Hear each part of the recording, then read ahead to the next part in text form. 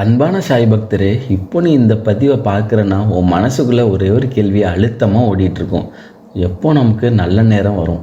சில நாட்கள் மனம் தாங்க முடியாத அளவுக்கு கனமாக இருக்கும். சில இரவுகள் கண்ணீர் வராமல் உறக்கம் வராது. இந்த நேரத்தில் சாய்பாபா மிகவும் மெதுவாக உன் மனசுக்குள்ளே சொல்கிறார், நீ இன்னும் தாங்கிக்கிட்டே இருக்கிறதுனால தான் உன் நல்ல நேரம் உன்னை நோக்கி நடக்க ஆரம்பிச்சிருக்கு. பல பேர் நினைக்கிறாங்க நல்ல நேரம்னா எல்லாரும் ஒரே நாளில் மாறும்னு. ஆனால் சாய்பாபா சொல்கிறார், நல்ல நேரம் முதல்ல மனசுக்குள்ளே அமைதியாக வரும், பிறகு தான் வாழ்க்கையை மாற்றும். இந்த நிமிடங்கள் ஒரு பேச்சு கிடையாது, இது உன் மனசுக்கான ஒரு ஓய்வு, இது உன் பயத்துக்கான ஒரு ஆறுதல், இது உன் வாழ்க்கைக்கான ஒரு உறுதி. இன்றைக்கி நீ இதை கேட்குறன்னா அதுக்கு ஒரு அர்த்தம் இருக்குது. சாய்பாபா உன்னை மறக்கலை, அவர் உன்னை கையை பிடிச்சி இன்னொரு முறை மெதுவாக சொல்கிறார், நம்பிக்கையை விடாத, பொறுமையாக விடாத, நல்ல நேரம் நிச்சயம் வரும். ஓம் சாய்ராம். ஒரு கேள்வி மனசுக்குள்ளே அடிக்கடி வரும், நான் யாருக்கு கெடுதலும் நினைக்கல, அப்புறம் ஏன் என் வாழ்க்கையில் மட்டும் இந்த கஷ்டகாலம்? சாய்பாபா இதுக்கு மிக அமைதியான பதில் சொல்கிறாரு, கஷ்டகாலம்தான் தண்டனை இல்லை, அது மாற்றத்துக்கான அழைப்பு. பலர் நினைக்கிறாங்க கஷ்டம் வந்தால் எல்லாம் முடிஞ்சு போச்சுன்னு. ஆனால் உண்மை என்ன தெரியுமா? கஷ்டம் மனிதனை உடைக்க வரல, உள்ளே மறைஞ்சிருக்கும் சக்தியை வெளியே கொண்டு வரதான் வருது. சாய்பாபா சொல்கிறார், நீ தாங்க முடியாத மாதிரி எதையும் நான் தரமாட்டேன். அதாவது இந்த கஷ்டகாலம் நீ தாங்கக்கூடியது தான்.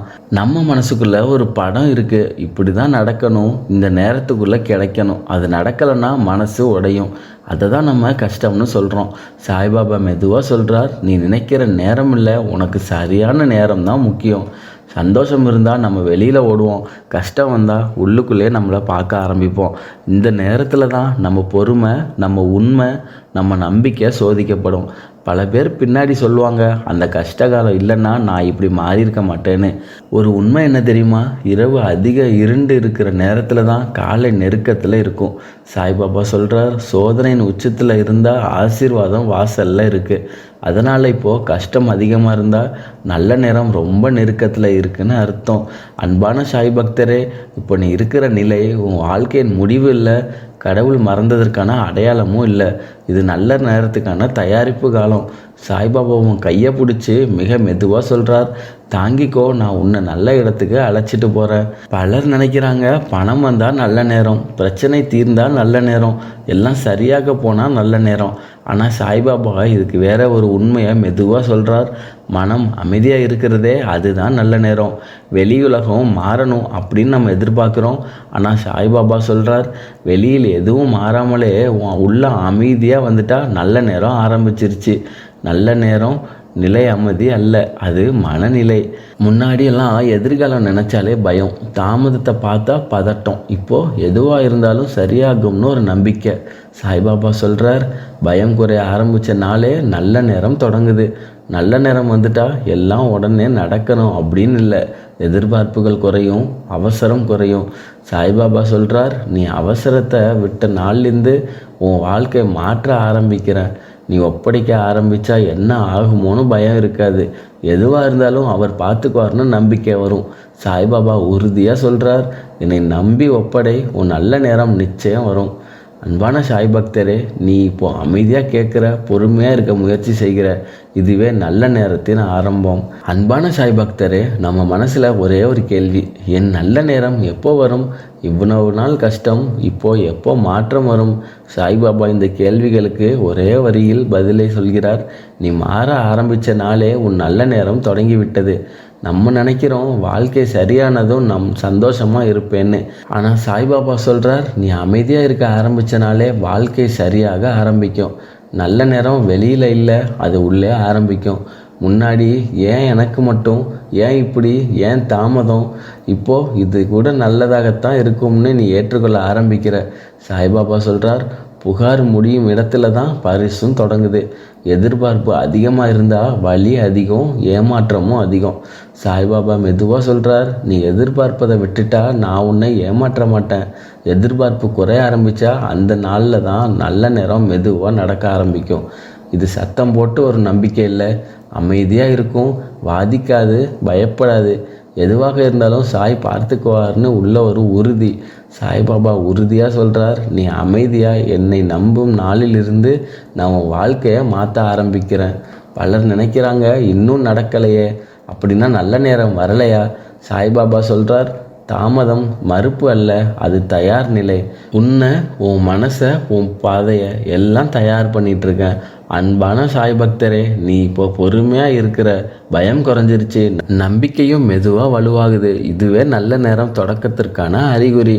பல பேர் நினைக்கிறாங்க, பணம் வந்தால் தான் நல்ல நேரமா, வேலை கிடைச்சாதான் மாற்றமா. ஆனால் சாய்பாபா நல்ல நேரத்தை வேறு மாதிரி அடையாளம் காட்டுறார்.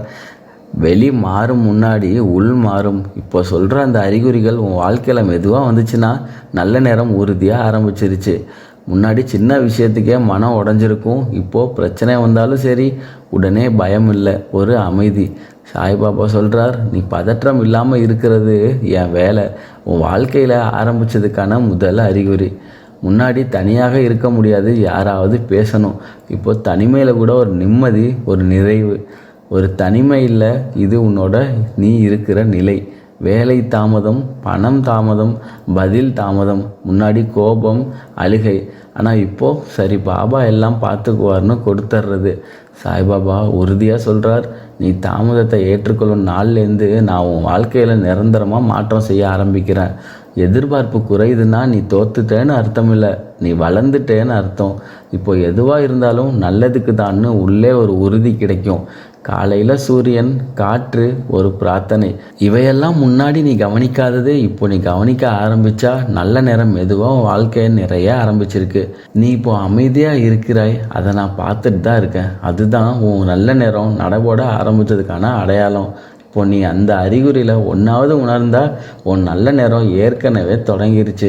அன்பான சாய் பக்தரே, இப்போது இந்த நிமிடம் உன் வாழ்க்கையில் ஒரு திருப்பு முனை ஆகட்டும். நீ எதையும் செய்ய வேணாம், ஒன்றும் கேட்க வேணாம், ஒப்படை, அதுவே போதும்.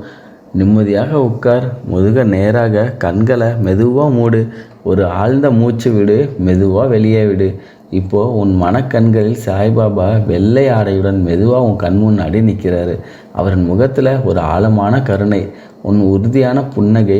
சாய்பாபா மெதுவாக சொல்கிறார், பயப்படாதே, நீ அனுபவித்தது போதும், இனி உன் நல்ல நேரம் ஆரம்பமாகும்.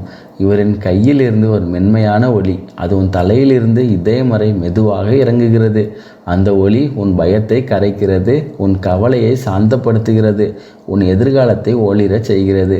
உன் உள்ளத்தில் மெதுவாக சொல், சாய்பாபாவிடம் நான் ஒப்படைக்கிறேன், எனக்கு நல்ல நேரம் வரட்டும். சாய்பாபா உன் தலை மீது கையை வைத்து சொல்கிறார், நீ எதிர்பார்த்ததை விட உனக்கு நல்லதை தரப்போகிறேன். இந்த வார்த்தைகள் உன் இதயத்தில் ஆழமாக பதியட்டும். மெதுவாக உன் கவனத்தை உன் மூச்சுக்கு கொண்டு வா. ஒரு மெதுவான சுவாசம்.